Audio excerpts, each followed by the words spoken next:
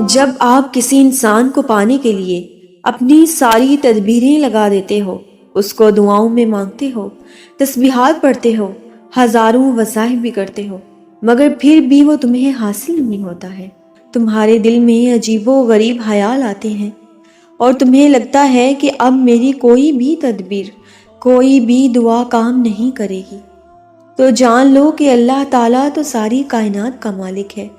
جب تم اپنا سارا سکون اور چین ایک شخص کے لیے گنوا بیٹھتے ہو، تو جان لو کہ اللہ پھر قرآن پاک میں کیا فرماتا ہے کہ دلوں کا سکون تو صرف اللہ ہی کی یاد میں ہے۔ جب تم کسی انسان کی محبت میں سکون تلاش کرتے ہو نا، تو یاد رکھو کہ اللہ تعالیٰ جو چیز تمہارے مقدر میں لکھ دیتا ہے وہ تمہیں مل کر ہی رہتی ہے، اسے کوئی بھی تم سے چھین نہیں سکتا۔ اور انسان کی محبت تو فانی ہے، سکون تو صرف اللہ ہی کی محبت میں ہے۔ کبھی کبھی تم کسی چیز کی طرف بھاگتے ہو اور اس کو حاصل کرنے کے لیے بے شمار دعائیں کرتے ہو، ہر وقت پریشان رہتے ہو اور یہ بھول جاتے ہو کہ اللہ تعالیٰ ہر چیز کو عطا کرنے کے لیے ایک مقررہ وقت قائم کرتا ہے۔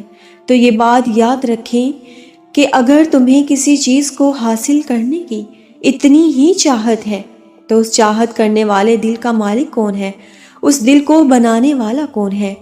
آپ کے دل میں محبت ڈالنے والا تو اللہ ہی ہے نا۔ تو جب اللہ تمہارے دل میں کسی شخص کی محبت ڈالتا ہے تو عطا کرنے پر بھی صرف وہی قادر ہے۔ جب کسی سے آپ کا کچھ ٹوٹ جاتا ہے تو آپ اسے کس سے ٹھیک کرواتے ہیں؟ کیا اس سے جو توڑتا ہے یا اس سے جس نے اسے بنایا ہے؟ ایسے ہی جب آپ کا دل کوئی توڑتا ہے یا آپ کو کوئی تکلیف پہنچاتا ہے تو آپ کیوں اس کے پاس جاتے ہیں جس نے آپ کو توڑا ہے؟ وہ آپ کا دل نہیں جوڑ سکتا، دل بنانے والا صرف اللہ ہے، اس کے پاس جاؤ، وہ سب کچھ ٹھیک کر دے گا، وہ سارے زخم ایسے بھر دے گا جیسے کبھی تھے ہی نہیں، دل ایسے جوڑ دے گا جیسے کبھی ٹوٹا ہی نہیں، اور پھر جب اللہ سے جڑ جاؤ گے نا تو دل کبھی ٹوٹے گا ہی نہیں۔ اللہ تمہارے دل میں یہ دعا اسی لیے ڈالتا ہے کہ تم دعاؤں میں اس چیز کو مانگو۔ اگر تمہارا دل نہ چاہتے ہوئے بھی بار بار اس کی طرف رجوع کر رہا ہے تو یہ اس بات کی نشانی ہے کہ شاید اللہ تمہیں اس سے ملوانا چاہتا ہے، مگر وہ تمہارے صبر کو آزما رہا ہے۔ یہ کب تک تم اس کا انتظار کرتے ہو؟ تم کو آزمایا جا رہا ہے کہ تمہاری طرف سچی ہے یا جھوٹی۔ وقت کے ساتھ ساتھ تمہارا یہ جذبہ مان پڑ جاتا ہے یا نہیں، یا پھر یوں ہی تر و تازہ رہتا ہے۔ جان لو کہ اللہ تعالیٰ تم سے تمہاری من پسند چیز کو دور کر کے تمہیں آزماتا ہے، اور یاد رکھو کہ اللہ تمہاری من پسند چیز کو تمہارے نصیب کا حصہ تب بناتا ہے جب تم اپنے اندر کی قوتوں کو مضبوط اور اپنے شر سے لڑنا سیکھ جاتے ہو، اور اپنے اوپر آئی ہر آزمائش کو مسترد نہیں کرتے بلکہ اس سے کچھ سبق سیکھتے ہو۔ اور یاد رکھو کہ دعا اور صبر ہی واحد حل ہے۔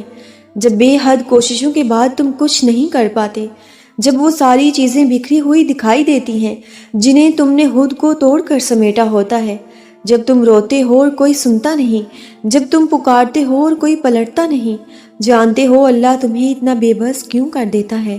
تاکہ یہ تمام تلخ حقیقتیں تمہیں اس تک واپس لے آئیں، تاکہ تم اسے پکارو اور وہ تمہاری پکار کا جواب دے سکے، تاکہ تم اس سے مانگو اور وہ تمہارے لیے معجزے کر کے تمہیں بتا سکے کہ کچھ چیزیں صرف دعا اور صبر سے ملتی ہیں، تاکہ وہ تمہیں دکھا سکے کہ جو کوئی چیز نہیں بدل سکتا وہ تقدیریں بھی یقین سے بدل جایا کرتی ہیں، تاکہ تم اس بات کو سمجھو کہ بند دروازوں کے پیچھے چھپی حکمتیں اللہ کے سوا کوئی نہیں جان سکتا، اور یہ کچھ چیزوں کو اللہ تعالیٰ کے حوالے کر دینا ہی بہتر ہوتا ہے، کیونکہ اس کا فیصلہ ہمارے لیے کبھی غلط نہیں ہو سکتا۔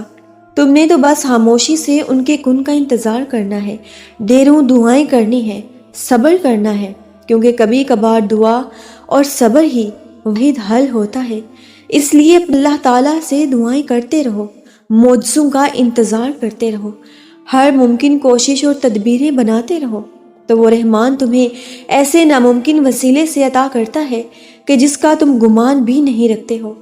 اللہ پاک قرآن کریم میں خود ارشاد فرماتے ہیں، اے میرے بندے، بے شک تمہارے رب کی نظر سے کچھ بھی غائب نہیں، وہ تمہارے ساتھ ہے اور ان قریب وہ تمہیں بہترین راہ دکھائے گا اگر چاہتے ہو کہ اللہ تمہاری من پسند چیز تمہیں جلد عطا کر دے تو یاد رکھو کہ حزن اور ملال سے کھوئی ہوئی چیزیں کبھی واپس نہیں لوٹتی ہیں۔ وہ خوف سے تمہارا مستقبل نہیں بنتا، بلکہ تمہارا ایک اچھا دل اور بہترین صبر کامیابی کے بازو ہیں، جس پر پورا اترنے کے بعد ہر چیز تمہیں عطا کر دی جاتی ہے جس کی تم چاہت رکھتے ہو۔ اور جان لو کہ اگر کوئی چیز تم سے لے لی جاتی ہے نا، تو اس بہترین نعم البدل تمہیں وقت کے ساتھ عطا بھی کر دیا جاتا ہے، جس کا اندازہ تمہیں نہیں ہوتا۔ اس چیز کو پا لینے کے بعد تم اس کا اندازہ کر پاتے ہو کہ میرے مقدر میں تو یہ چیزیں لکھی ہوئی تھیں، لیکن میں کہیں اور ہی بھٹک رہا تھا۔ یاد رکھو کہ دعاؤں سے فوراً معجزے نہیں ہو جاتے ہیں۔ دعائیں آہستہ آہستہ تمہارے لیے اسباب پیدا کرتی ہیں اور پھر کہیں اس مقام تک لے جاتی ہیں جہاں کسی کمی کی کوئی گنجائش نہیں ہوتی، جہاں تمہارے یقین کے سامنے تمہارا نصیب بھی گھٹنے ٹیک دیتا ہے اور اللہ تعالیٰ وہاں کن فرما دیتا ہے، انہی من پسند چیزوں سے تمہیں ملوا دیتا ہے۔ میرا اللہ خود فرماتا ہے کہ بے شک تیرا رب قریب ہے، وہ دعائیں قبول کرتا ہے۔ دیکھو تمہیں وہ مانگنا ہے جو تمہیں چاہیے ہے، ان چیزوں کے انتظامات تو خود میرا رب کر دے گا۔ ان نہ حاصل ہونے والی چیزوں کا وعدہ تو خود اللہ رب العزت نے کیا ہے۔ جو چیزیں دیر سے ملتی ہیں نا وہی بہترین ہوتی ہیں، جو چیزیں آپ کو وقت لگا کر ملتی ہیں نا وہ بے شمار میٹھی ہوتی ہیں۔ جب تم اللہ کی رضا میں راضی ہو جاتے ہو نا، جب تم تھوڑا سا انتظار کرتے ہو نا، تو اللہ تعالیٰ تمہارے لیے بہترین معجزے کرتا ہے۔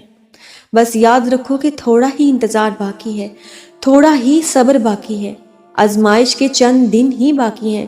تم دعائیں مانگتے رہو، اپنی دعاؤں کو جاری رکھو، تمہاری من پسند چیزیں بہت جلد تمہیں عطا کر دی جائیں گی۔ تمہارا من پسند شخص تمہیں ان قریب مل جائے گا، تمہارا من پسند تمہارے نصیب میں بہترین کر کے لکھ دیا جائے گا۔ اللہ نے تمہاری دعاؤں کا حصہ جسے بنایا ہے تو وہ تمہارے مقدر سے بھی اسے جوڑ دے گا انشاءاللہ تعالی۔ بس اپنی دعاؤں پر بھروسہ رکھو، اللہ تعالیٰ ہر چیز سے واقف ہے، وہ ہر چھپی چیز اور ہر چھپی مصلحت سے واقف ہے۔ اس لیے اپنے رب تعالیٰ پر بھروسہ رکھو، اس کے کن کا انتظار کرو، اپنی آزمائشوں پر ثابت قدم رہو، اپنی دعاؤں پر ڈٹے رہو، انشاءاللہ معجزے ان قریب ہی ہوں گے انشاءاللہ تعالیٰ۔